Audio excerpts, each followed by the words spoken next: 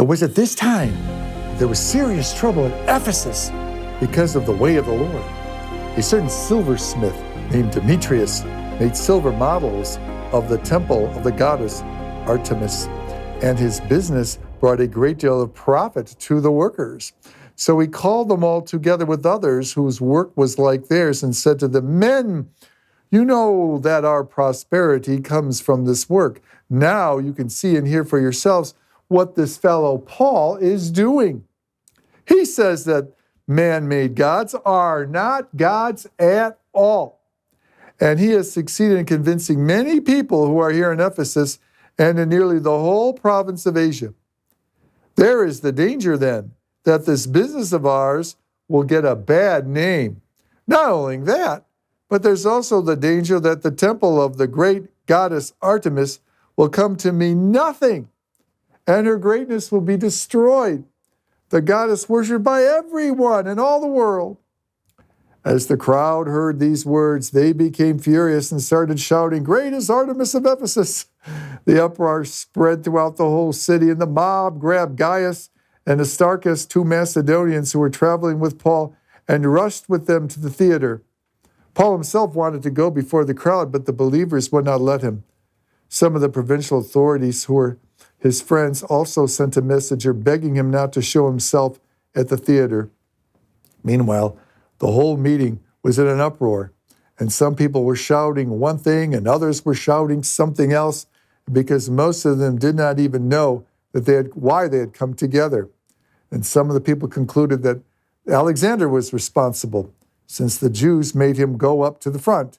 Then Alexander motioned with his hand for the people to be silent, and he tried to make a speech of defense. But when they recognized that he was a Jew, they all shouted together the same thing for 2 hours. "Great is Artemis of Ephesus." So, Ephesus. Ephesus is a huge city. It is the 3rd largest city in the Roman Empire at that time. Only Rome and Alexandria are larger. Furthermore, Ephesus, in the time of Paul, was a huge port city, and it was at the end of the Silk Road. Yes, the Silk Road, the same one that connects China to Europe. Because even back in Roman times, the Chinese and the Romans traded through these long, winding caravans that would go through, Mongolia and across the steppes, and finally get to Ephesus, and then the goods would be made and sold throughout the Roman Empire. And of course, one of the things was silver, and these artisans would make many idols of the Roman and Greek gods that were very common. Most people in their houses would have a statue or two of the gods, and the best work was in Ephesus.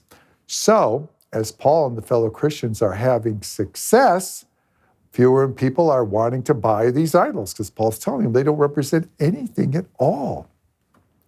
And, well, when money's at stake, people get upset, and these people got upset, and they riot, and they shout, and they yell.